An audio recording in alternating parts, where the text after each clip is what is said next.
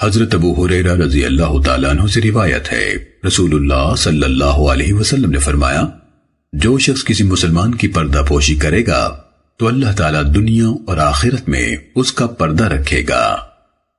سننے ابن ماجہ حدیث نمبر 2544۔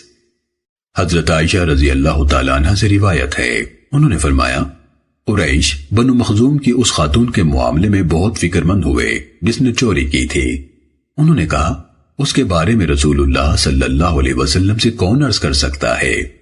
آخر انہوں نے کہا، رسول اللہ صلی اللہ علیہ وسلم کے پیارے اسامہ بن زید رضی اللہ عنہما کے سوا اور کون یہ جرأت کر سکتا ہے؟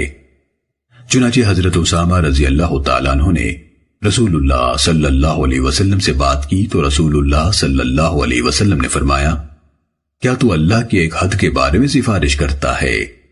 پھر آپ اٹھے اور خطبہ ارشاد فرمایا۔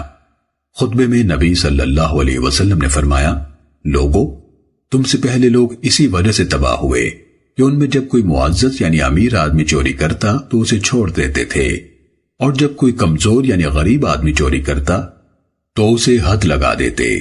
قسم ہے اللہ کی، اگر محمد صلی اللہ علیہ وسلم کی بیٹی فاطمہ رضی اللہ تعالیٰ عنہ بھی چوری کرتی تو میں اس کا بھی ہاتھ کاٹ دیتا۔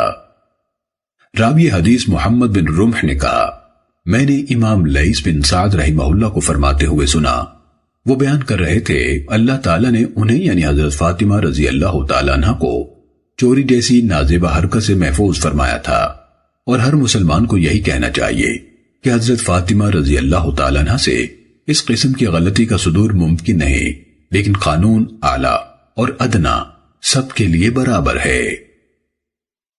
سننے ابن ماجہ حدیث نمبر 2547۔